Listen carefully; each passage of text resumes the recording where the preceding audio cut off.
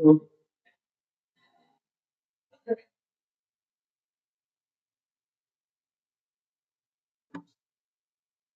चलिए आज हम पढ़ते हैं अध्याय 5 पौधों एवं जंतुओं का संरक्षण। ठीक, तो आज हम पढ़ेंगे पौधों एवं जंतुओं का संरक्षण। अध्याय 5 है एनसीईआरटी साइंस क्लास 8। ठीक, तो आइए हम एनसीईआरटी का पूरा एक एक लाइन पढ़ते चलेंगे, एक एक लाइन को पढ़ते और समझते हुए चलेंगे। ठीक, तो देखते हैं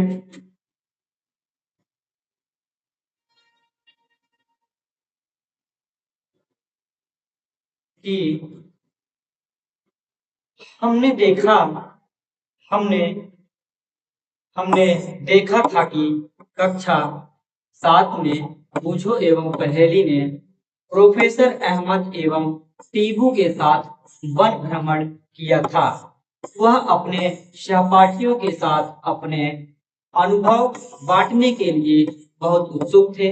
कक्षा के दूसरे सहपाठी भी अपने अपने अनुभव बांटने के लिए अत्यंत उत्सुक थे, क्योंकि उनमें से कुछ भरतपुर अभयारण्य भ्रमण करने गए थे, कुछ ने काजीरंगा राष्ट्रीय उद्यान, लोक चाउ वन्य जंतु अभयारण्य तथा ग्रेट निकोबार बायोस्फीयर रिजर्व यानी बृहद निकोबार जैव मंडल संरक्षित क्षेत्र, बाघ संरक्षित क्षेत्र इत्यादि के बारे में सुना था।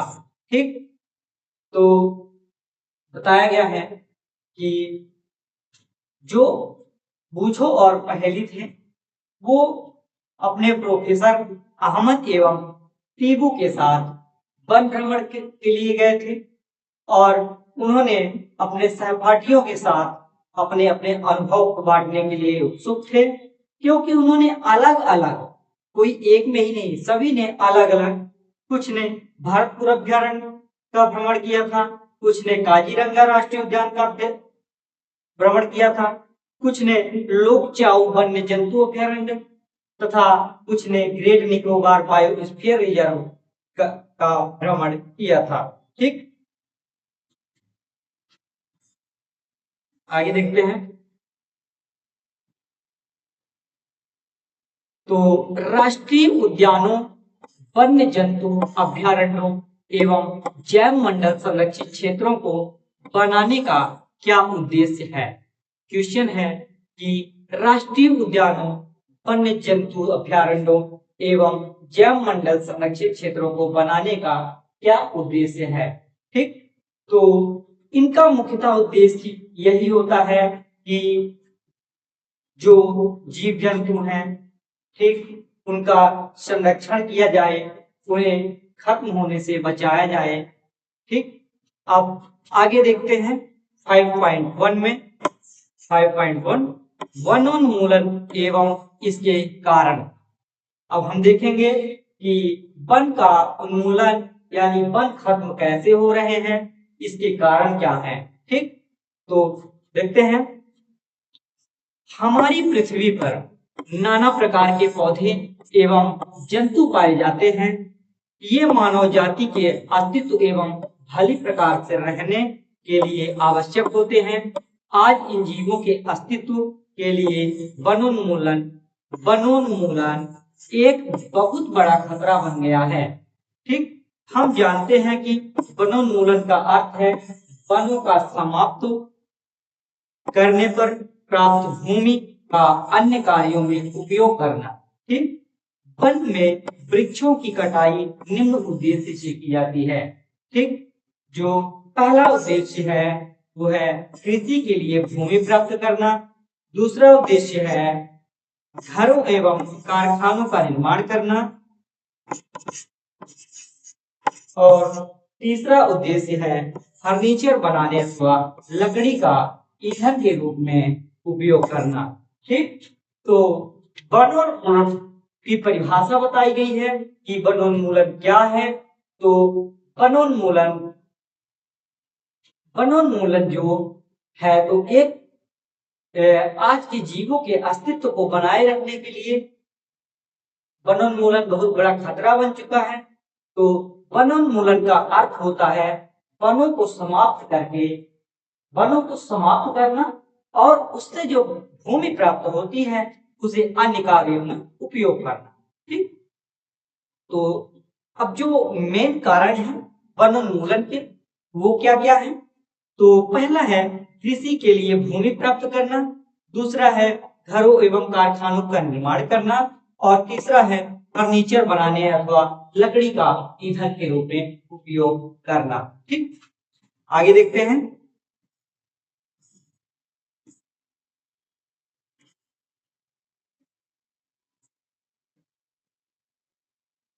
ठीक, तो दावानल, दावानल, दावानल एवं भीषण सूखा भी वनोन्मूलन के कुछ प्राकृतिक कारक हैं। ठीक, अभी तो जो हमने देखा है वो मानव निर्मित कारण है। वनों की कटाई करना भूमि खेती के योग्य भूमि बनाने के लिए ये मानव निर्मित है। कल कारखानों के निर्माण के लिए वनों का कटाई करना ये भी मानव निर्मित है। और फर्नीचर आज बनाने के लिए वनों का कटाई करना ये भी मानव निर्मित है। लेकिन कुछ प्राकृतिक कारक भी हैं जिससे वनों का वनोन्मूलन हो रहा है, यानी वन खत्म हो रहे हैं। उसका मेन कारण है दावानल। दावानल का अर्थ होता है, दावानल, दावानल का अर्थ होता है जंगल में लगी आग, जंगल में लगी आग। ठीक, तो दावानल वनोन्मूलन का प्राकृतिक कारण है। और भीषण सूखा, भीषण सूखा यानी कि बारिश एकदम से हो ही नहीं, बारिश की कोई गुंजाइश नहीं, बारिश एकदम से हुई नहीं, तो भीषण सूखा पड़ गया जिसके कारण से पूरे के पूरे वन खत्म हो गए। ठीक, आगे देखते हैं क्रियाकलाप 5.1। तो अपनी सूची में वनोन्मूलन के अन्य कारणों को लिखिए तथा इन्हें प्राकृतिक एवं मानव निर्मित में वर्गीकृत कीजिए। ठीक, तो आपको अपनी कॉपी में बना लेना है जितने भी कारण आपको लगते हैं कि वन वनोन्मूलन या वन को खत्म करने, वन के खत्म होने का ये कारण हो सकता है, तो आप उसे अपने कॉपी में नोट करेंगे। एक तरफ आप मानव निर्मित और एक तरफ प्राकृतिक कारण, ठीक, दोनों को लिख लेंगे। आगे देखते हैं। तो 5.2 में है वनोन्मूलन के परिणाम। अब देखते हैं वनों के खत्म हो जाने के बाद क्या परिणाम निकलता है। तो पहेली एवं बूझों ने वनोन्मूलन के परिणाम याद करने का प्रयास किया। उन्हें स्मरण है कि वनोन्मूलन से पृथ्वी पर ताप एवं प्रदूषण के स्तर में वृद्धि होती है। इससे वायुमंडल में कार्बन डाइऑक्साइड का स्तर बढ़ता है और भौम जल का स्तर भी निम्नीकरण हो जाता है। ठीक, उन्हें पता है कि वनोन्मूलन से प्राकृतिक संतुलन भी प्रभावित होता है। प्रोफेसर अहमद ने उन्हें बताया था कि यदि वृक्षों की किसी प्रकार अनवरत कटाई चलती रही तो वर्षा एवं भूमि की उर्वरता में काफी कमी आ जाएगी। ठीक, तो देखते हैं, समझ लेते हैं थोड़ा। तो वनोन्मूलन के जो परिणाम निकलते हैं तो क्या क्या हो सकता है कि वनोन्मूलन से पृथ्वी पर ताप एवं प्रदूषण काफी ज्यादा बढ़ जाएगा। जब वन खत्म हो जाएंगे तो ताप तो ऑलरेडी बढ़ जाएगा, ताप बढ़ जाएगा और कार्बन डाइऑक्साइड की मात्रा बहुत ज्यादा हो जाएगी। कार्बन, क्योंकि पेड़ पौधे ही तो कार्बन डाइऑक्साइड का यूज करते हैं। हम कार्बन डाइऑक्साइड को उत्सर्जित करते हैं तथा पौधे कार्बन डाइऑक्साइड को अवशोषित करते हैं, जो जिससे वहां पर जिससे पौधों के कारण ताप कम होता है, ताप नियंत्रित होता है। तो अगर वन ही नहीं रहेंगे, पौधे ही नहीं रहेंगे, तो ताप ऑलरेडी ताप बढ़ा ही रहेगा। ठीक, तो ताप एवं प्रदूषण के स्तर में वृद्धि होती है। इससे वायुमंडल में कार्बन डाइऑक्साइड यानी कि CO2 का स्तर बढ़ता है। भूमि जल का स्तर कम हो जाता है। तो इस प्रकार हम पाते हैं कि वनोन्मूलन से प्राकृतिक संतुलन प्रभावित होता है। ठीक, आगे देखते हैं। वनोन्मूलन से एक ओर जहां वर्षा में कमी आती है, तो दूसरी ओर बाढ़ आना कैसे संभव हो सकता है। ठीक, तो वनोन्मूलन से यानी कि वन की कटाई से एक बार वर्षा में कमी आती है, लेकिन दूसरी ओर बाढ़ आने की भी संभावना बढ़ जाती है। तो सोचिए कैसे, जब बारिश ही नहीं होगी तो बाढ़ कैसे आएगी। ये तो एक सोचने वाली बात हो जाती है। तो आगे देखते हैं कि अगर इसी तरह अनवरत कटाई होती रही तो वर्षा एवं भूमि की उर्वरता में कमी आएगी, भूमि की उर्वरता में कमी आ जाएगी। इसके अतिरिक्त बाढ़ तथा सूखे जैसी प्राकृतिक आपदाओं की संभावनाएं बढ़ जाती हैं। ठीक, तो इससे बाढ़ कैसे आ सकता है। ठीक, तो जब वन नहीं रहेंगे तो नदियों वगैरह का पानी अगर उस क्षेत्र में आता है तो वो पानी रुक नहीं पाएगा, वहां की मिट्टी जो है तो वो उसे रोक नहीं पाएगी और पूरे बाढ़ की जैसी स्थिति बढ़ सकती है और सूखे जैसी प्राकृतिक आपदा की संभावना भी बढ़ जाती है। ठीक, आगे चलते हैं। याद कीजिए कि प्रकाश संश्लेषण की क्रिया में पौधों को भोजन बनाने के लिए कार्बन डाइऑक्साइड की आवश्यकता होती है।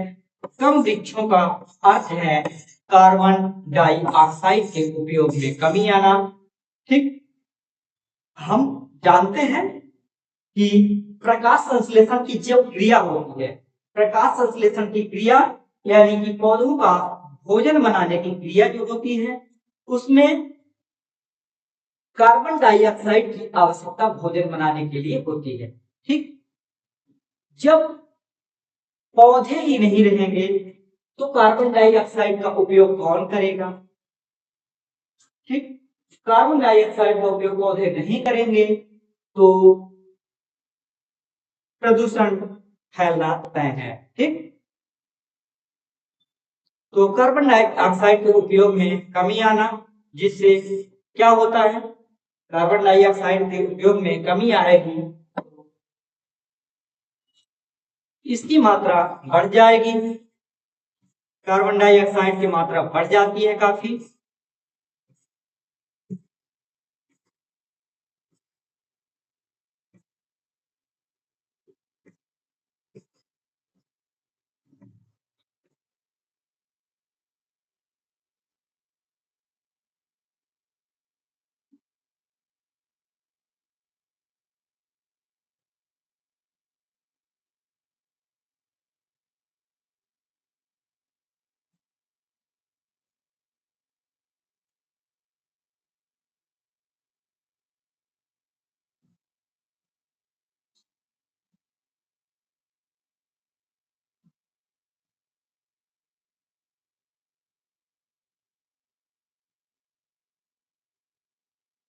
ठीक, तो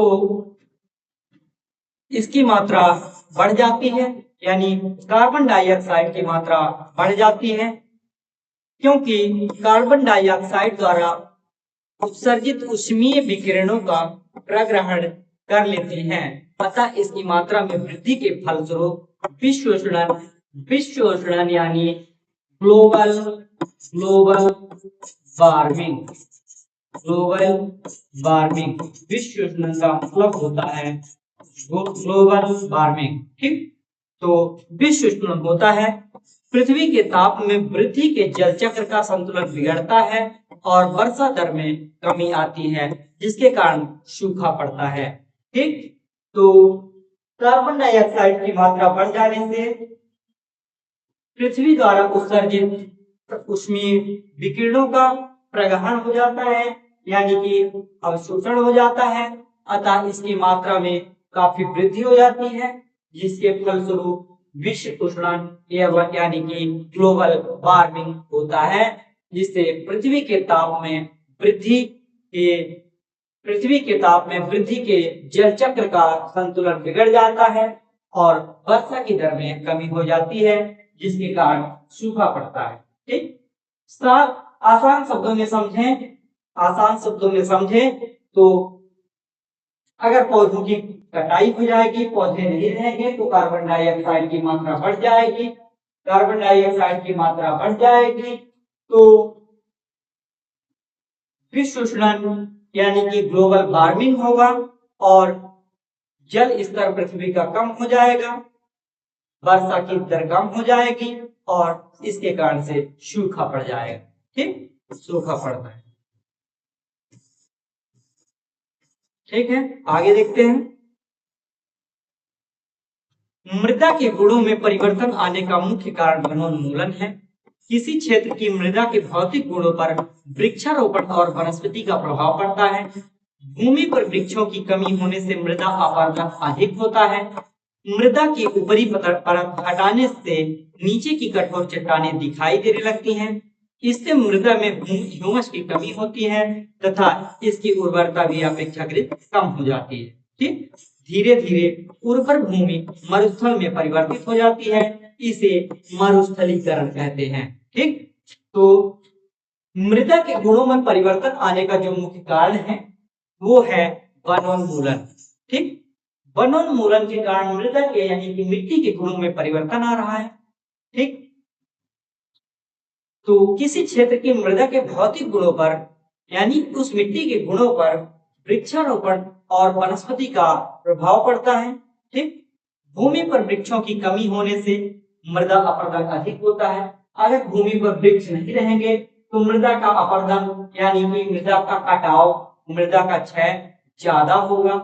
ठीक, तो मृदा ऊपरी परत हटाने से नीचे की कठोर चट्टानें दिखाई देने लगती हैं, तो इससे ह्यूमस की कमी होती है। ह्यूमस एक शब्द आता है, ह्यूमस। ठीक, ह्यूमस, तो इसका मतलब क्या होता है? ह्यूमस का अर्थ होता है नमी। नमी, ठीक, जो मृदा के अंदर नमी होती है उसे हम ह्यूमस कहते हैं। तो ह्यूमस की कमी हो जाती है तथा इसकी उर्वरता भी धीरे धीरे अपेक्षाकृत कम हो जाती है और धीरे धीरे उर्वर भूमि भी मरुस्थल में परिवर्तित होने लगती है। इस प्रक्रिया को मरुस्थलीकरण कहते हैं। मरुस्थलीकरण, मरुस्थलीकरण, मरुस्थलीकरण यानी कि मृदा का उर्वर भूमि का मरुस्थल में परिवर्तन होना मरुस्थलीकरण कहलाता है। ठीक, आगे देखते हैं।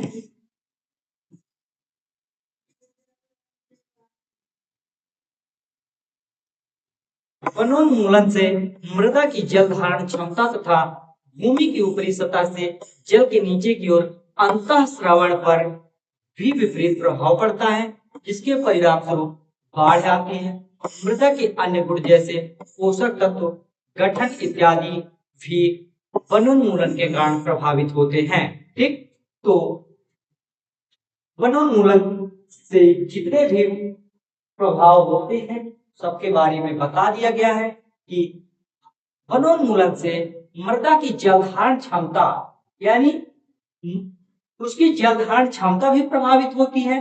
तो उनकी ऊपरी सतह से जल का नीचे की ओर अंतःस्रवण पर विपरीत प्रभाव पड़ता है, यानी जमीन में जो जल के ऊपरी भाग में पानी रहता है तो उसको अंतःस्रवण यानी अंदर की ओर खींचने वाली क्षमता पर भी विपरीत प्रभाव पड़ता है, जिसके परिणाम स्वरूप बाढ़ आती है। यानी कि जल को मिट्टी सोख नहीं पाती है तो इससे क्या होता है? इससे बाढ़ आ जाती है। ठीक। तो मृदा के अन्य गुण जैसे पोषक तत्वों गठन इत्यादि भी वनोन्मूलन के कारण प्रभावित होते हैं। ठीक। आगे देखते हैं कि हमने कक्षा 7 में पढ़ा था कि वनों से हम अनेक उत्पाद प्राप्त होते हैं। इन उत्पादों की सूची बनाइए। यदि हम वृक्षों की निरंतर कटाई करते रहे तो क्या इन उत्पादों की कमी का सामना करना पड़ सकता है। ठीक। तो उसकी सूची बनाना है जो कि हमें वनों से प्राप्त होते हैं। अगर इसी तरह वनों की कटाई करते रहे तो क्या उसकी कमी हो सकती है या नहीं। ठीक। आगे देखते हैं वन एवं वन्य जीवों का वन एवं वन्य प्राणियों का संरक्षण। आप देखेंगे कि वन और उसमें रहने वाले प्राणियों यानी जीवों का संरक्षण हम कैसे करते हैं। ठीक। तो वनोन्मूलन के प्रभाव को जानने के पश्चात पहेली एवं बूझो चिंतित थे। वे प्रोफेसर अहमद के पास गए और उन्होंने पूछा कि वन एवं वन्य प्राणियों को किस प्रकार बचाया जा सकता है। ठीक। तो आइए आगे हम देखते हैं कि वन और वन्य जीवों को किस प्रकार हम बचा सकते हैं। ठीक। तो प्रोफेसर अहमद ने पहली बूझो एवं उनके सहपाठियों के लिए जैव मंडल संरक्षित क्षेत्र का भ्रमण का आयोजन किया। यानी कि सभी को जैव मंडल संरक्षित क्षेत्रों में घूमने का प्लान बनाया। फिर इसके लिए उन्होंने पचमढ़ी जैव मंडल संरक्षित नामक क्षेत्र को चुना। ठीक। तो कौन से जैव मंडल क्षेत्र को चुना? तो पचमढ़ी जैव मंडल क्षेत्र को उन्होंने चुना। ठीक। वे जानते हैं कि इस क्षेत्र में पौधे एवं जंतु ऊपरी हिमालय की श्रृंखलाओं एवं निचले पश्चिमी घाट के समान हैं। प्रोफेसर अहमद का विश्वास है कि इस क्षेत्र की जैव विविधता अनूठी है। उन्होंने वन कर्मचारी श्री माधव जी से जैव मंडल संरक्षित क्षेत्र में बच्चों के मार्गदर्शन करने का अनुरोध किया। उन्होंने बताया कि जैविक महत्व के क्षेत्रों का संरक्षण हमारी राष्ट्रीय परंपरा का एक भाग है। ठीक। तो प्रोफेसर अहमद ने सभी बच्चों को पचमढ़ी जैव मंडल आरक्षित क्षेत्र में घुमाने का प्लान बनाया और उन्होंने बताया कि जैविक महत्व के क्षेत्र हमारी संरक्षण जैविक महत्व के क्षेत्रों का संरक्षण हमारी एक राष्ट्रीय परंपरा का भाग है। ठीक। आगे देखते हैं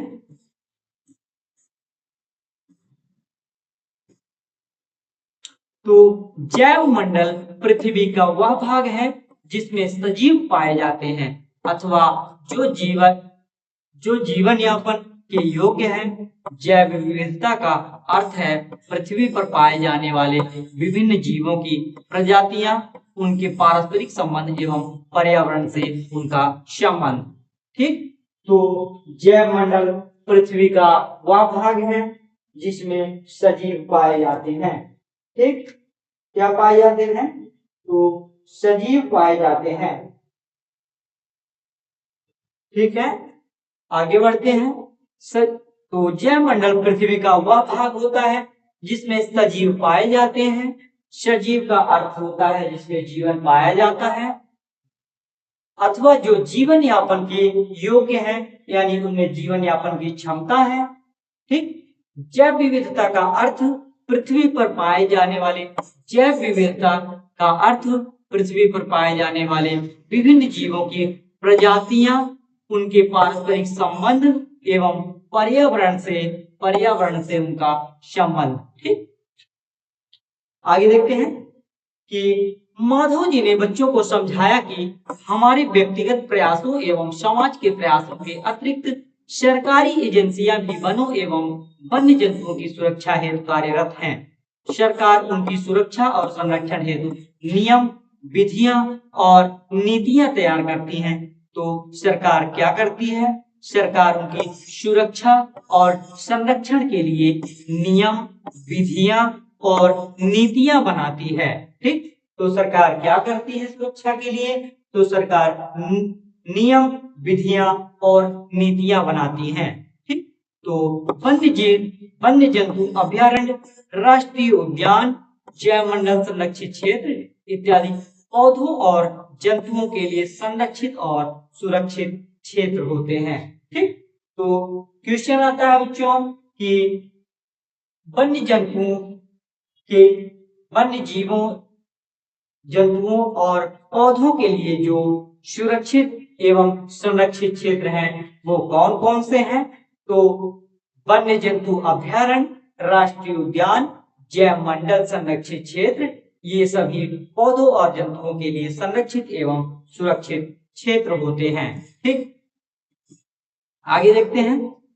तो वनस्पति जात और प्राणी जात और उनके आवासों के संरक्षण हेतु संरक्षित क्षेत्र चिन्हित किए गए, जिन्हें वन्य जीव अभ्यारण्य, राष्ट्रीय उद्यान और जैव मंडल आरक्षित क्षेत्र कहते हैं। ठीक, वृक्षारोपण, कृषि, चारागाह, वृक्षों की कटाई, शिकार, खाल प्राप्त करने हेतु शिकार यानी पोचिंग इन क्षेत्रों में निषिद्ध होते हैं। ठीक, जो ये राष्ट्रीय उद्यान और जैव मंडल आरक्षित क्षेत्र होते हैं, इनमें हमें वृक्षारोपण, कृषि चारागाह, सुरक्षा, वृक्षों की कटाई, शिकार तथा खाल प्राप्त करने के लिए शिकार, ठीक, जिसे हम पोचिंग कहते हैं, ये सभी उस क्षेत्र में निषिद्ध यानी कि वर्जित होते हैं। यहाँ इन क्षेत्रों में ये सभी क्रियाकलाप नहीं किए जा सकते हैं।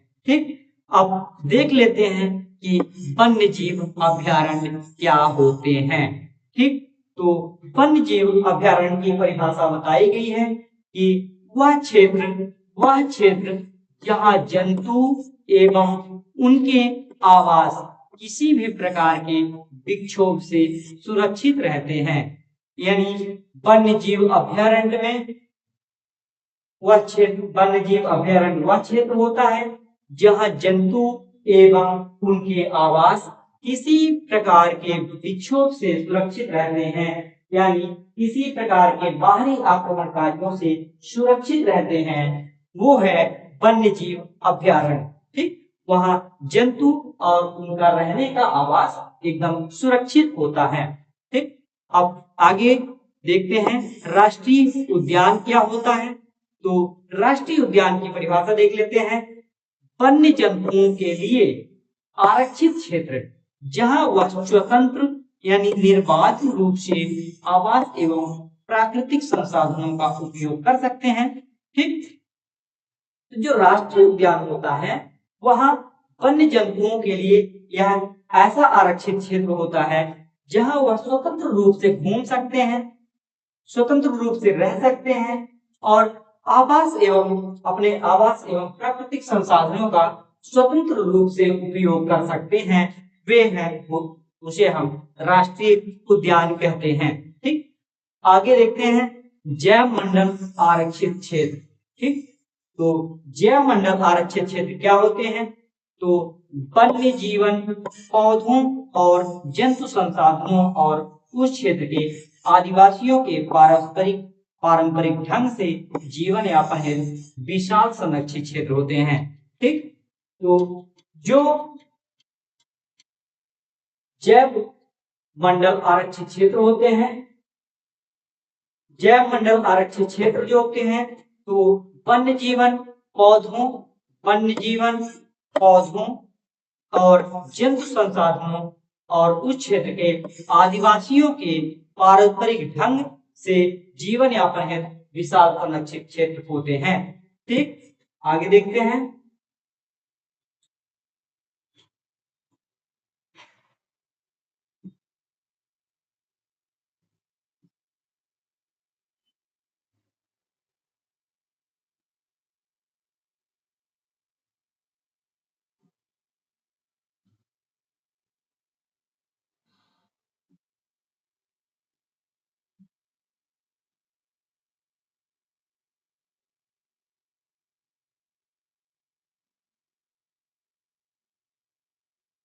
ठीक, तो जैव मंडल आरक्षण के बारे में बताया गया है। ठीक, तो जैव विविधता, जैव मंडल आरक्षण क्या होता है? तो जैव विविधता के जैव विविधता के संरक्षण के उद्देश्य से जैव मंडल आरक्षित क्षेत्र बनाए गए हैं। ठीक, जैव विविधता के संरक्षण यानी जीवों की विविधता को सुरक्षित रखने के लिए हम जीवों की विविधता को सुरक्षित रखने के उद्देश्य से जैव मंडल आरक्षित क्षेत्र बनाए गए हैं। जैसा कि आप जानते ही हैं, जैव विविधता का अर्थ किसी क्षेत्र विशेष में पाए जाने वाले सभी पौधों, जंतुओं और सूक्ष्म जीवों की विभिन्न प्रजातियां हैं। ठीक, तो जैव विविधता का क्या अर्थ होता है? जैव विविधता का मतलब होता है कि किसी एक विशेष क्षेत्र में, किसी एक निश्चित क्षेत्र में पाए जाने वाले सभी पौधों, जंतुओं तथा सूक्ष्म जीवों की विभिन्न प्रजातियां, ठीक, इसी को हम जैव विविधता कहते हैं। ठीक, आगे देखते हैं। किसी क्षेत्र का जैव मंडल आरक्षित क्षेत्र उस क्षेत्र की जैव विविधता एवं संस्कृति को बनाए रखने में सहायक होता है। ठीक, तो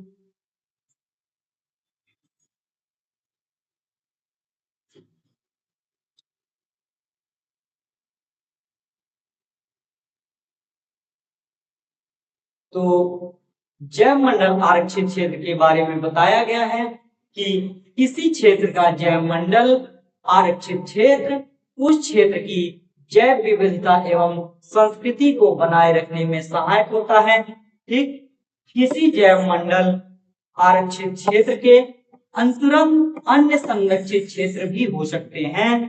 ठीक, पचमढ़ी जैव मंडल आरक्षित क्षेत्र में सतपुड़ा नामक एक राष्ट्रीय उद्यान तथा बोरी एवं पचमढ़ी नामक वन्य जंतु अभयारण्य आते हैं। ठीक, तो पचमढ़ी जैव मंडल आरक्षित क्षेत्र में कौन कौन से वन्य जंतु अभयारण्य आते हैं? तो सतपुड़ा वन्य जीव अभयारण्य और बोरी सतपुड़ा नामक राष्ट्रीय उद्यान तथा बोरी एवं पचमढ़ी नामक 2 वन्य जंतु अभयारण्य आते हैं। ठीक, तो बोरी एवं पचमढ़ी नामक 2 अभयारण्य और सतपुड़ा नामक राष्ट्रीय उद्यान आता है। ठीक,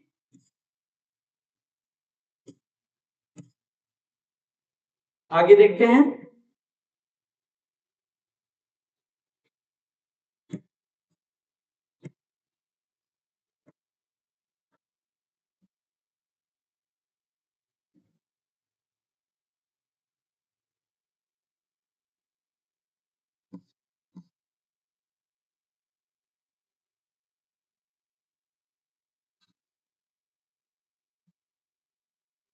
ठीक है, तो पेड़ पौधे एवं जीव जंतु। ठीक, तो पेड़ पौधे एवं जीव जंतुओं के बारे में जान लेते हैं कि बच्चों ने भ्रमण करते समय जैव मंडल आरक्षित क्षेत्र की हरियाली संपदा की प्रशंसा की। वे लंबे लंबे सागौन यानी टीक के वृक्षों एवं वन्य प्राणियों को देखकर प्रसन्न थे। ठीक, पहेली ने अचानक एक खरगोश देखा और उसे पकड़ने का प्रयास किया।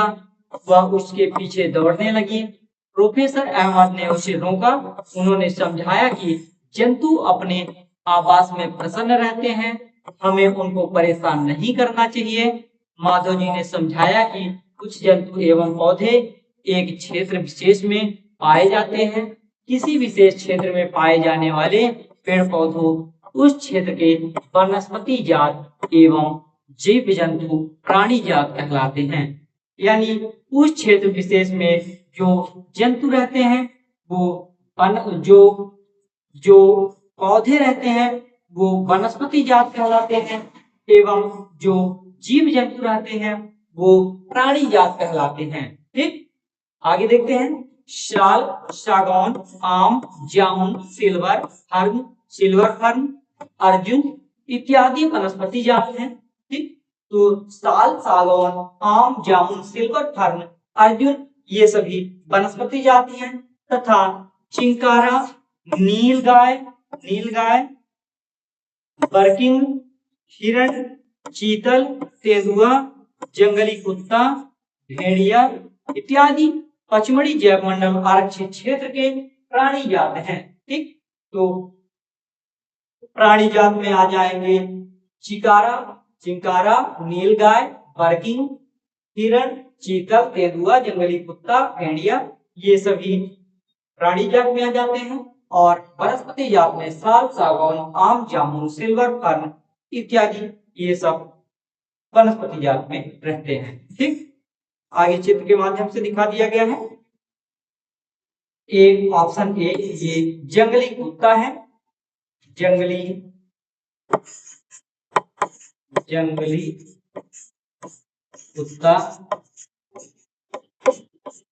कुत्ता है। बी में चीतल है,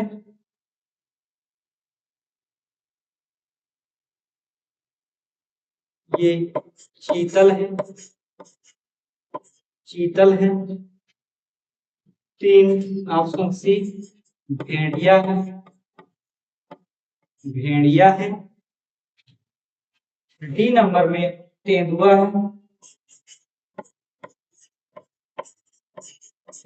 है। और फिर ऑप्शन ई हर्न है। अब ये वनस्पति जात आ गए। और एफ में है जामुन का पेड़, जामुन। ठीक, तो यहाँ जामुन और फर्न ये वनस्पति जात हैं। बाकी तेंदुआ, जंगली कुत्ता, चीतल और भेड़िया ये प्राणी जात में आते हैं। ठीक, आगे बढ़ते हैं, देखते हैं विशेष क्षेत्रीय प्रजाति। विशेष क्षेत्रीय प्रजाति क्या होती है, इसके बारे में हम जानते हैं। ठीक, तो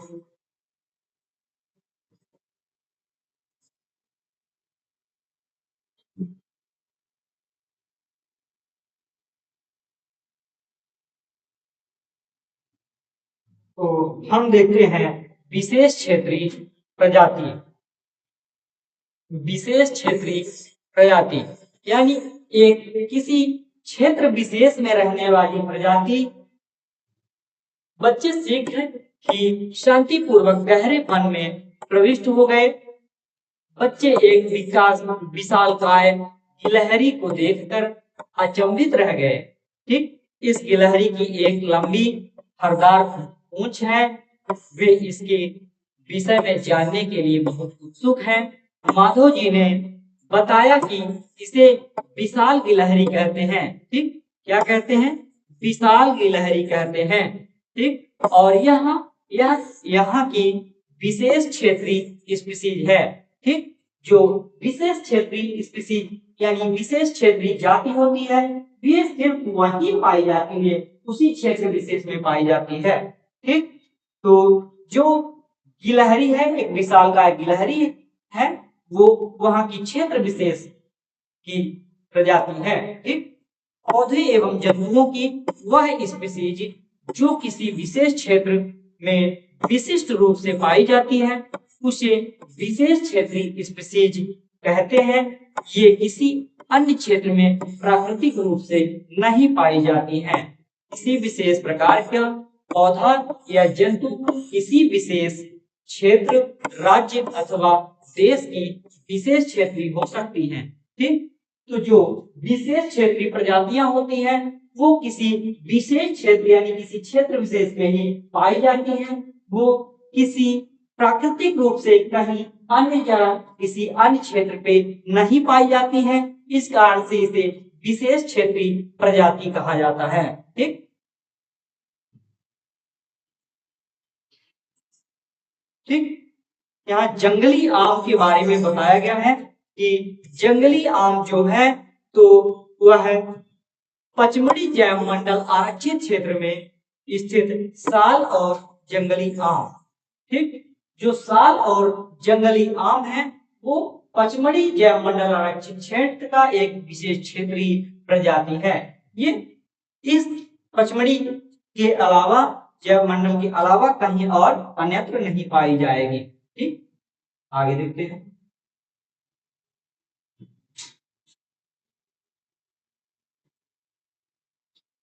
वन्य प्राणी अभ्यारण्य, वन्य प्राणी अभ्यारण्य के बारे में देख लेते हैं थोड़ी। ठीक,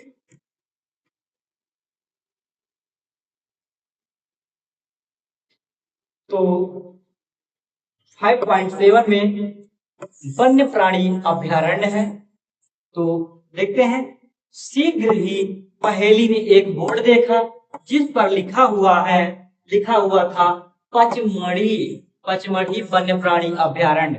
ठीक, पहेली ने एक बोर्ड देखा जिस पर लिखा हुआ था पचमढ़ी वन्यजीव अभ्यारण्य। तो प्रोफेसर अहमद ने बताया कि आरक्षित वनों की तरह ही कुछ ऐसे क्षेत्र हैं जहां वन्य प्राणी यानी कि जंतु सुरक्षित रहते हैं, सुरक्षित एवं संरक्षित रहते हैं। इन्हें हम वन्य प्राणी अभ्यारण्य कहते हैं। ठीक, वन्य प्राणी अभ्यारण्य किसे कहा जाता है? जहां वन्य प्राणी यानी कि जंतु तथा वन्य प्राणी, जहां वन्य प्राणी जंतु सुरक्षित और संरक्षित रहते हैं, उन्हें हम वन्य प्राणी अभ्यारण्य कहते हैं। ठीक, आगे देखते हैं कि माधव जी ने पुनः बताते हैं कि अभ्यारण्य वह स्थान है जहां प्राणियों अथवा जंतुओं को मारना या शिकार करना अथवा पकड़ना पूर्णतः निषिद्ध एवं दंडनीय अपराध है। ठीक, तो ये जो वन्य प्राणी अभ्यारण्य रहते हैं, तो यहाँ प्राणियों अथवा जंतुओं को पकड़ना, मारना या शिकार करना पूर्णतः मना होता है, पूर्णतः निषिद्ध होता है। ठीक, तो आगे देखते हैं, कुछ महत्वपूर्ण संकटापन्न वन्य जंतु जैसे कि काले हिरण, श्वेत आंख वाले हिरण, हाथी, सुनहरी बिल्ली, गुलाबी सिर वाली बतख, घड़ियाल, कच्छ मगरमच्छ, अजगर, गेंडा इत्यादि हमारे वन्य प्राणी अभ्यारण्यों में सुरक्षित एवं संरक्षित हैं। ठीक, भारतीय अभ्यारण्यों में अनूठे दृश्य भूमि, बड़े समतल वन, पहाड़ी वन तथा बड़ी नदियां का डेल्टा की झाड़ी भूमि अथवा बुशलैंड है। ठीक, तो संकटापन्न वन्य जंतु, तो संकटापन्न से क्या समझ सकते हैं? संकटापन्न का अर्थ होता है वे प्रजाति यानी वे जीव जंतु जो संकट की स्थिति में हो, यानी लगभग खत्म होने वाले हैं, वो उन्हें हम मतलब उनपे खतरा मंडरा रहा होता है, खत्म होने का खतरा मंडरा रहा हो, उसे हम संकटापन्न कहते हैं।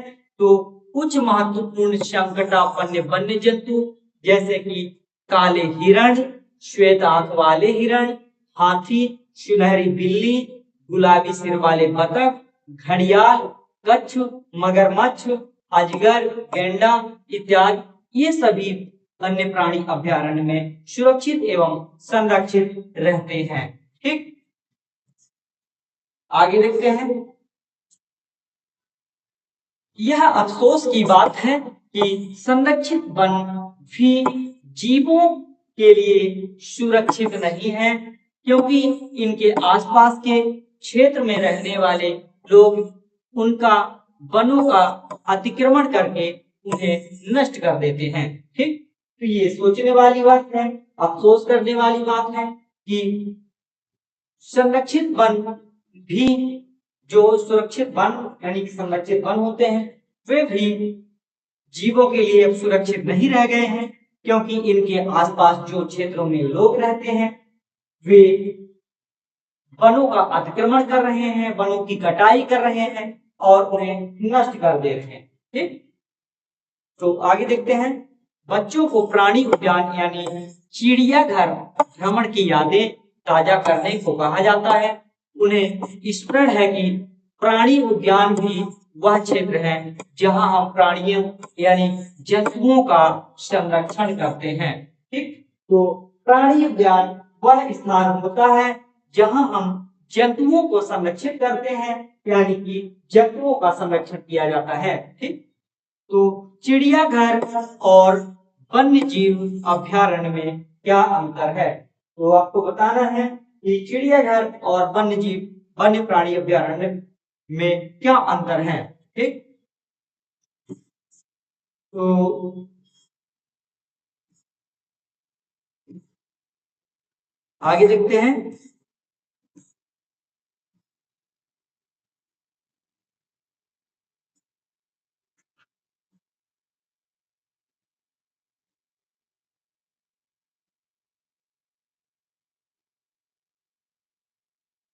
आगे हम राष्ट्रीय उद्यान के बारे में देख लेते हैं।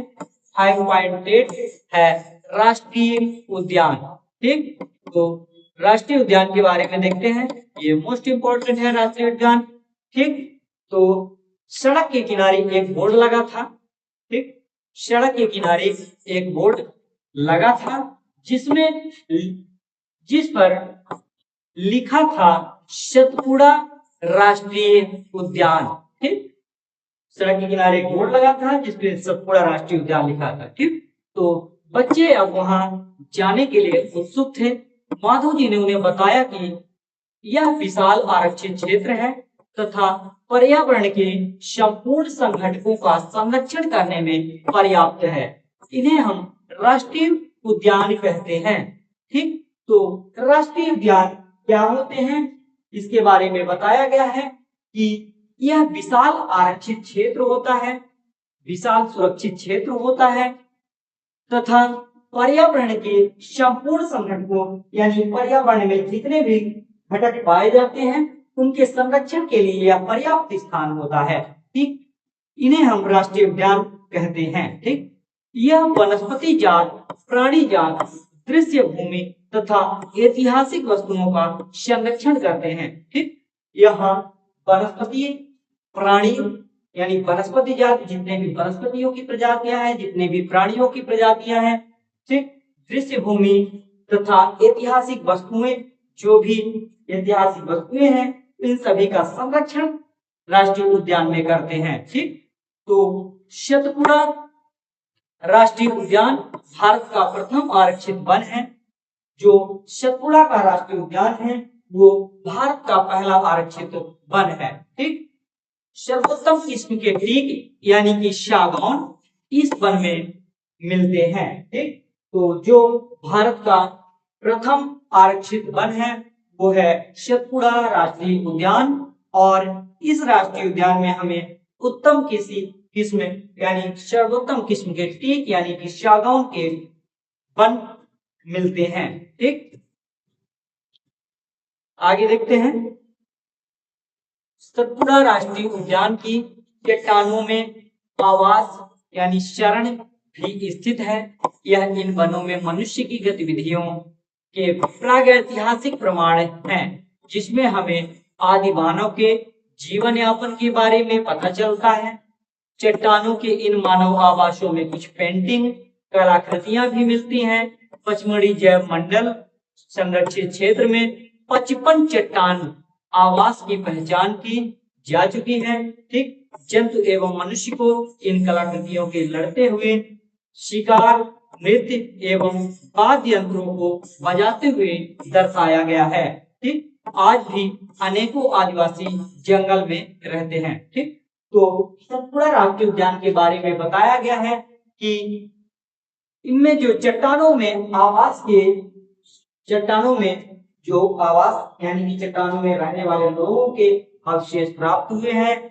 इसमें प्रागैतिहासिक काल में जो प्रमाण मिले हैं उनमें आदिवासियों के इन जीवन यापन के बारे में पता चलता है कि जो आदिवासी मतलब जो आदिमानव थे वो डेंटिंग पेंटिंग और कलाकृतियां जो करते थे उनके भी अवशेष इससे मिले हैं। और पचमढ़ी जैव मंडल क्षेत्र में लगभग 55 चट्टानी आवास की पहचान की जा चुकी है। ठीक, जंतुओं और मनुष्य की कलाकृतियों के लड़ते हुए, शिकार करते हुए, नृत्य एवं वाद्यंत्रों को बजाते हुए दर्शाया गया है। ठीक, और बताया गया है कि अनेकों आदिवासी आज भी जंगली क्षेत्रों में रहते हैं। ठीक, जैसे बच्चे आगे बढ़े, उन्हें एक बोर्ड लिखा दिखाई दिया, जिस पर लिखा था सतपुड़ा बाघ आरक्षित क्षेत्र। माधव जी बताते हैं कि हम हमारी सरकार ने बाघों के लिए यानी बाघों के संरक्षण हेतु प्रोजेक्ट टाइगर अथवा बाघ परियोजना ठीक लागू की है। ठीक, तो प्रोजेक्ट टाइगर या बाघ परियोजना क्या होता है? तो हमारी सरकार ने बाघों को सुरक्षित करने के लिए एक अभियान चलाया, एक परियोजना बनाई है, जिसे हम प्रोजेक्ट टाइगर अथवा बाघ परियोजना के नाम से जानते हैं। ठीक, इस परियोजना का जो उद्देश्य होता है, अपने देश में बाघों की उत्तरजीविता एवं संवर्धन करना था। ठीक, इस प्रोजेक्ट का मेन उद्देश्य बाघों का संरक्षण करना है। ठीक, बाघों की उत्तरजीविता को बनाए रखना है। ठीक, आगे देख लेते हैं।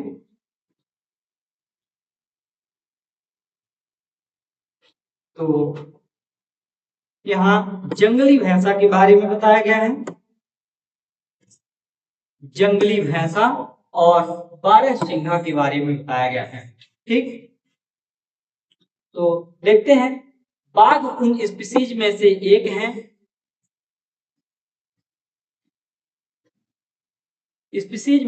एक है जो धीरे धीरे हमारे वनों से विलुप्त होते जा रहे हैं, परंतु सतपुड़ा आरक्षित क्षेत्र में बाघों की संख्या में वृद्धि हो रही है।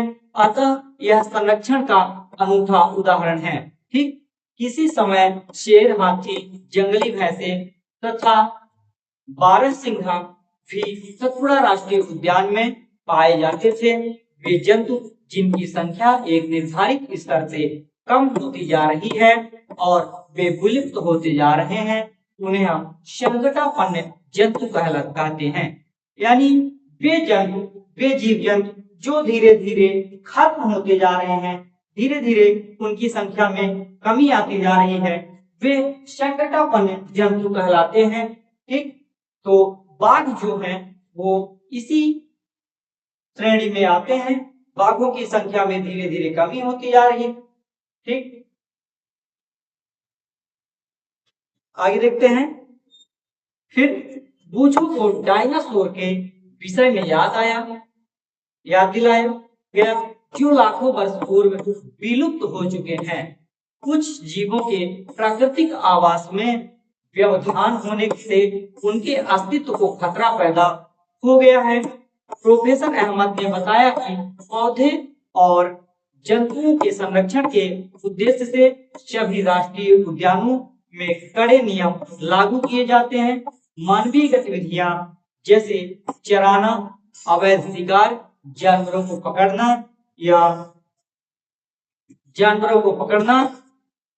या मारना, जलाना,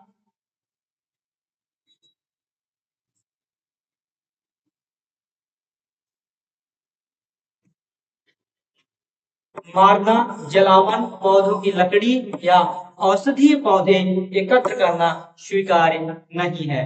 ठीक, जो ये क्षेत्र होते हैं, ठीक, तो ये संरक्षण के उद्देश्य से रहते हैं कि मानवीय गतिविधियां जैसे चराना, अवैध शिकार, जानवरों को पकड़ना तथा मारना, जलावन, पौधों की लकड़ी या औषधीय पौधे एकत्र करना ये स्वीकार्य नहीं है। ठीक, आगे देखते हैं कि माधव जी ने पहेली को बताते हैं कि बड़े जंतुओं की अपेक्षा छोटे प्राणियों के विलुप्त होने की संभावना कहीं अधिक है। अक्सर हम सांप, मेढक, छिपकली, चमगादड़ तथा उल्लू इत्यादि को निर्दयता से मार डालते हैं और परितंत्र में उनके महत्व के विषय में सोचते भी नहीं हैं। उनको मारकर हम स्वयं को हानि पहुंचा रहे हैं यद्यपि वे आकार में छोटे हैं, परंतु परितंत्र में उनके योगदान को अनदेखा नहीं किया जा सकता है। वे आहार जाल एवं आहार श्रृंखला के भाग होते हैं। ठीक, जो सूक्ष्म यानी कि छोटे जीव होते हैं, जीव जंतु होते हैं, बड़े जीव जंतु की अपेक्षा विलुप्त होने की उनकी संभावना ज्यादा है, क्योंकि अक्सर हम जो छोटे जानवर होते हैं जैसे सांप हो गए, मेढक हो गए, छिपकली हो गई, चमगादड़ हो गए, उल्लू हो गए, इनको हम निर्दयता पूर्वक मार डालते हैं, लेकिन हम ये नहीं सोचते हैं कि हमारे परितंत्र पर इसका क्या प्रभाव पड़ेगा, क्योंकि हमारे परितंत्र में इनका कहीं ना कहीं महत्वपूर्ण योगदान होता है, जिससे हमारी आहार की श्रृंखला और आहार जाल में प्रभाव पड़ता है। ठीक, किसी क्षेत्र के सभी पौधे, प्राणी एवं सूक्ष्म जीव अजैव घटकों जैसे जलवायु, भूमि, मिट्टी, नदी, डेल्टा इत्यादि संयुक्त रूप से किसी परितंत्र का निर्माण करते हैं। ठीक, तो परितंत्र का निर्माण कौन करता है? तो किसी क्षेत्र के सभी पौधे, प्राणी, सूक्ष्म जीव, अजैविक घटक, जैविक घटक, जलवायु, मिट्टी, नदी, डेल्टा, ये सभी संयुक्त रूप से मिलकर एक परितंत्र का निर्माण करते हैं। ठीक, आगे हम देखेंगे red data book. Red data book के बारे में देखेंगे 5.9 रेड डाटा पुस्तक यानी रेड डाटा बुक।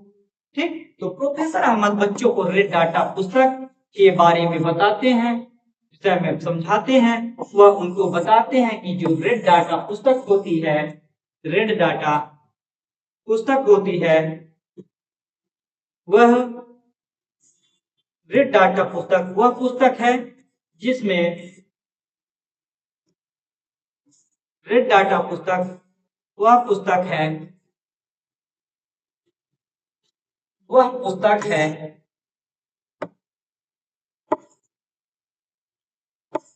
वह पुस्तक है जिसमें सभी संकटापन्न स्पीशीज का रिकॉर्ड रखा जाता है।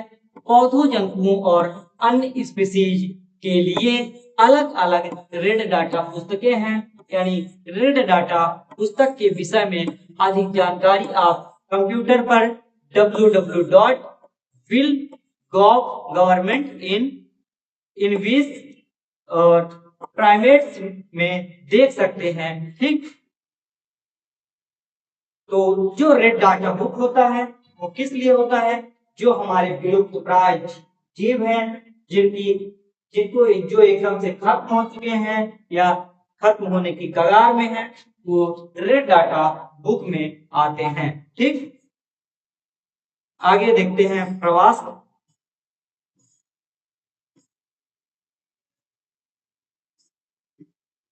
ठीक, तो प्रवास के बारे में देख लेते हैं। माधो जी ने निर्देश में भ्रमण पार्टी गहरे वन में प्रवेश करती है। वह तवा संरक्षित क्षेत्र में कुछ समय आराम करते हैं। पहेली ने नदी के समीप कुछ पक्षी देखे। माधव जी बताते हैं कि यह प्रवासी पक्षी है। ये पक्षी संसार के अन्य भागों से उड़कर यहाँ आए हैं। ठीक, अब यहाँ एक इंपॉर्टेंट पॉइंट मिलता है, प्रवासी पक्षी। तो प्रवासी पक्षी क्या होते हैं? प्रवासी पक्षी जो बाहर से उड़ के आए हुए होते हैं, यानी दूसरे देशों से आए होते हैं, यानी ठीक, तो संसार के अन्य भागों से उड़कर यहाँ आए हैं, प्रवासी पक्षी कहलाते हैं। जलवायु में परिवर्तन के कारण प्रवासी पक्षी प्रत्येक वर्ष सुदूर क्षेत्रों यानी दूर के क्षेत्रों से एक निश्चित समय पर उड़कर आते हैं। वह यहाँ अंडे देने के लिए आते हैं, क्योंकि उनके मूल आवास में बहुत अधिक शीत के कारण वह स्थान उस समय जीवन यापन अनुकूल नहीं होता। ऐसे पक्षी जो उड़कर सुदूर, ठीक, तो ऐसे पक्षी जो उड़कर सुदूर क्षेत्रों तक लंबी यात्रा करते हैं, प्रवासी पक्षी कहलाते हैं। ठीक, तो जो ये प्रवासी पक्षी होते हैं ये किस कारण से आते हैं? तो जलवायु में परिवर्तन के कारण ये जो प्रवासी पक्षी हैं प्रत्येक वर्ष दूर के क्षेत्रों यानी सुदूर क्षेत्रों से एक निश्चित समय पर उड़कर आते हैं और यहाँ अंडे देने के लिए आते हैं। किस कारण से आते हैं? तो यहाँ अंडे देने के लिए आते हैं क्योंकि उनके जो मूल आवास होता है जहाँ वो मुख्य रूप से रहते हैं वहाँ बहुत अधिक शीत होती है। बहुत अधिक शीत के कारण वह स्थान उस समय यानी अंडे देने के समय जीवन यापन के लिए अनुकूल नहीं होता है। इसलिए ऐसे पक्षी जो उड़कर सुदूर क्षेत्रों तक लंबी दूरी तय करके आते हैं उन्हें हम प्रवासी पक्षी कहते हैं। ठीक,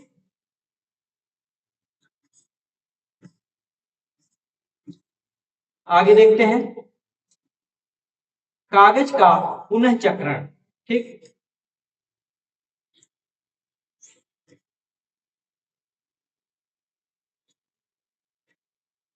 तो कागज के पुनः चक्रण के बारे में देखते हैं। तो प्रोफेसर अहमद बच्चों को ध्यान वनोन्मूलन की एक और कारण की ओर आकर्षित करते हैं। वह उन्हें बताते हैं कि एक टन यानी एक टन कागज प्राप्त करने के लिए पूर्ण रूपेण विकसित 17 वृक्षों को काटा जाता है। ठीक, एक टन कागज प्राप्त करने के लिए पूर्ण रूप से विकसित 17 वृक्षों को काटा जाता है यानी 17 पेड़ों को काटा जाता है तब एक टन कागज का निर्माण होता है। ठीक, तो अतः हमें कागज की बचत करनी चाहिए। प्रोफेसर अहमद यह भी बताते हैं कि उपयोग के लिए कागज का 5 से 7 बार पुनः चक्रण किया जा सकता है यानी कागज का 5 से 7 बार पुनः चक्रण किया जा सकता है। यदि कोई छात्र दिन में मात्र एक कागज की बचत करता है तो हम एक वर्ष में अनेक वृक्ष बचा सकते हैं। ठीक, हमें कागज की बचत करनी चाहिए, इसका पुनः उपयोग एवं पुनः चक्रण करना चाहिए। इसके द्वारा हम केवल वृक्षों को बचाएंगे वरन कागज उत्पादन के उपयोग में आने वाले जल एवं ऊर्जा की बचत भी कर सकते हैं। ठीक, इसी के साथ साथ कागज उत्पाद के उपयोग में आने वाले हानिकारक रसायनों से भी कमी आएगी। ठीक, तो जो कागज का पुनः चक्रण होता है तो कागज के पुनः चक्रण के कारण हम पौधों को बचा सकते हैं क्योंकि एक टन कागज का निर्माण करने के लिए हमें कम से कम 17 वृक्ष यानी कि 17 पूर्ण विकसित वृक्षों को काटते हैं। ठीक, तो प्रोफेसर अहमद ने बताया है कि 5 से 7 बार हम कागज का चक्रण यानी पुनः चक्रण यानी उसका पुनः निर्माण कर सकते हैं। तो कागज का हम कम से कम उपयोग करें, कागज का पुनः चक्रण करें जिससे हमें वृक्षों को कम से कम मात्रा में काटना पड़े। ठीक, और अगर हम कागज का पुनः चक्रण कर लेंगे तो कागज बनाने से जो निकलने वाले हानिकारक रसायन होते हैं उनमें भी कमी आएगी। जल का उपयोग करते हैं और कागज बनाने के लिए, ऊर्जा का उपयोग करते हैं कागज बनाने के लिए, तो ये सभी इन सभी के उपयोग में कमी आ सकती है जो हमारे लिए लाभकारी होता है। ठीक,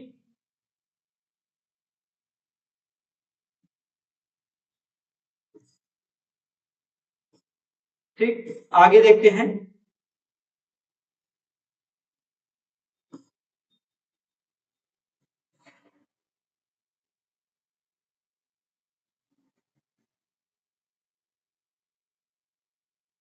पुनर् पुनर्वरोपण यानी वनों को पुनः रोपित करना यानी पौधों को पुनः रोपित करना यानी वन पुनः से तैयार करना। तो प्रोफेसर अहमद का सुझाव है कि वनोन्मूलन का उत्तर पुनर्वरोपण पुनर्वन रोपण यानी पुनर्वन रोपण में काटे गए वृक्षों की कमी पूरी करने के उद्देश्य से नए वृक्षों का रोपण करना होता है। रोपण वाले वृक्ष सामान्यतः उस स्पीशीज के होते हैं जो उस वन में पाए जाते हैं। हमें कम से कम उतने वृक्ष तो लगाने ही चाहिए जितने हम काटते हैं। ठीक, तो प्राकृतिक रूप से भी वन का पुनर्वरोपण हो सकता है यदि वनोन्मूलित क्षेत्र को आवंटित छोड़ दिया जाए। ठीक, तो यह स्वतः पुनर्स्थापित हो जाता है। प्राकृतिक पुनर्वरोपण में मानव गतिविधियों का कोई स्थान नहीं है। हम अपने वनों को अब तक बहुत हानि पहुंचा चुके हैं। ठीक, तो जो पुनर्वन रोपण है तो उसमें बताया गया है कि हम वनों की जब कटाई करते हैं तो वनोन्मूलन होता है। वनोन्मूलन का एक ही निदान है, एक ही उत्तर है कि हम पुनर्वन अवरोपण करें, यानी पुनः वनों का निर्माण करें, पुनः पौधे लगाएं, या जो वृक्ष की जहाँ कटाई की जाती है उसे छोड़ दें, उस जगह को छोड़ दें तो प्राकृतिक रूप से भी वहां वन का निर्माण हो जाएगा। ठीक, तो आगे देखते हैं। लास्ट है कि हम अधिक वन नष्ट कर चुके हैं, अधिक वन नष्ट कर चुके हैं। यदि हम अगली पीढ़ी के लिए हमारी संपदा बनाए रखनी है तो अधिक वृक्षारोपण ही एकमात्र विकल्प है। ठीक, अगर हम चाहते हैं कि हमारी अगली पीढ़ी के लिए भी हमारी संपदा बनी रहे तो वृक्षारोपण ही एकमात्र विकल्प है। इसके अलावा हमारे पास कोई अन्य विकल्प नहीं है। ठीक, प्रोफेसर अहमद ने उन्हें बताया कि भारत वन्य संरक्षण अधिनियम वन संरक्षण अधिनियम है। इस अधिनियम का उद्देश्य प्राकृतिक वनों का परिरक्षण और संरक्षण करना है, साथ ही साथ ऐसे उपाय भी करना जिससे वन में और उसके समीप रहने वाले लोगों की आधारभूत आवश्यकताओं की पूर्ति हो सके। कुछ समय विश्राम करने के पश्चात माधव जी ने बच्चों को वापस चलने के लिए कहा, क्योंकि सूर्यास्त के पश्चात वन में रुकना ठीक नहीं है। वापस आने के बाद प्रोफेसर अहमद एवं बच्चों ने उदारपूर्वक अनुभव के लिए माधव जी का आभार व्यक्त किया। ठीक है, तो आइए हम देख लेते हैं इस पूरे पाठ का, चैप्टर यानी पूरे पाठ का सारांश। ठीक, कि हमने क्या सीखा है, हमने कौन कौन से शब्द देखे हैं। तो हमने देखा है जैव विविधता देखा है। तो जैव विविधता का क्या अर्थ होता है कि किसी क्षेत्र विशेष में पाए जाने वाले जीवों, वन्य जीव, जीव जंतु, प्राणी आज सभी की अलग अलग प्रजातियां। ठीक, ये जैव विविधता है। जैव मंडल आरक्षण या संरक्षण क्षेत्र के बारे में पढ़ा, वनोन्मूलन के बारे में पढ़े हैं, मरुस्थलीकरण क्या होता है ये पढ़ चुके हैं, परितंत्र के बारे में पढ़ चुके हैं, संकटापन स्पीशीज, विशेष क्षेत्रीय स्पीशीज, विलुप्त संकटापन स्पीशीज मतलब जो लास्ट मतलब संकट के क्षेत्र में हो, ठीक, यानी खत्म होने वाले हो। विशेष क्षेत्रीय स्पीशीज यानी जो केवल उसी क्षेत्र विशेष में पाए जाएं, विशेष क्षेत्रीय जीव कहलाएंगे। विलुप्त प्राय इन्हें हम रेड डाटा बुक में रखते हैं, विलुप्त प्राय को। ठीक, प्राणी जात, वनस्पति जात, प्रवासी पक्षी, राष्ट्रीय उद्यान। प्रवासी पक्षी किस लिए आते हैं? तो अंडे देने के लिए, ठीक, अंडे देने के लिए। उसके बाद रेड डाटा पुस्तक के बारे में पढ़ते हैं। ठीक, पुनर्रोपण के और अभ्यारण्य, इन सारे विषयों में हम पढ़ेंगे। ठीक, आइए देख लेते हैं कि हमने क्या क्या सीखा है, पूरे पाठ का सारांश क्या है। ठीक, तो हमने पढ़ा है पहले वन्य प्राणी अभ्यारण्य, राष्ट्रीय उद्यान एवं जैव मंडल आरक्षित क्षेत्र ऐसे नाम हैं जो वन एवं वन्य प्राणी का संरक्षण एवं परिरक्षण हेतु बने हैं। ठीक, दूसरा जैव विविधता का अर्थ किसी विशिष्ट क्षेत्र में पाए जाने वाले सजीवों की विभिन्न किस्में। ठीक, तीसरा इसी क्षेत्र के सभी पौधे एवं जंतु उस क्षेत्र के वनस्पति जात और प्राणी जात के नाम से जाने जाते हैं। ठीक, चौथा, विशेष क्षेत्रीय स्पीशीज किसी क्षेत्र विशेष में नहीं पाई जाती है। ठीक, विशेष क्षेत्रीय स्पीशीज किसी क्षेत्र विशेष में ही पाई जाती है। ठीक, किसी अन्य जगह पे वो नहीं पाई जाती। पांचवें में संकटापन स्पीशीज वह स्पीशीज है जो विलुप्त होने के कगार पर है। ठीक, 6 में रेड डाटा पुस्तक के बारे में पढ़ते हैं कि रेड डाटा पुस्तक में संकटापन स्पीशीज का रिकॉर्ड रहता है, यानी जो खत्म होने वाले रहते हैं। ठीक, प्रवास वह परिघटना है जिसमें किसी स्पीशीज का अपने आवास से किसी अन्य आवास में हर वर्ष की विशेष अवधि में विशेषकर प्रजनन हेतु चलन होता है। ठीक, यानी कि अपने क्षेत्र से दूसरे क्षेत्र में सिर्फ प्रजनन के उद्देश्य से जाना ही प्रवास है। ठीक, आगे देखते हैं। हमें वृक्ष, ऊर्जा और पानी की बचत करने के लिए कागज की बचत, उसका पुनः उपयोग और पुनः चक्रण करना चाहिए। ठीक, लास्ट है पुनर्वन अवरोपण। नष्ट किए गए वनों का पुनः विस्थापित करने के लिए रोपण करना आवश्यक है। ठीक, तो हम इस पूरे चैप्टर को अच्छी तरह से समझ चुके हैं। एनसीईआरटी की एक एक लाइन का हमने अध्ययन किया है। ऐसे ही हम पूरी एनसीईआरटी को एक लाइन से पढ़ते चलेंगे, एक भी लाइन हम मिस नहीं करेंगे। ठीक है, मिलते हैं अगले